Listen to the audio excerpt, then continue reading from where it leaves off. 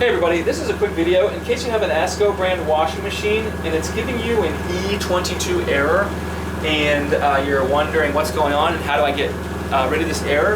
And if you do have an E22 error, you're probably getting it when you close the door, you're trying to start the cycle and it won't start. And that's because this E22 error is a door locking error. So when it tries to lock, it fails to properly lock.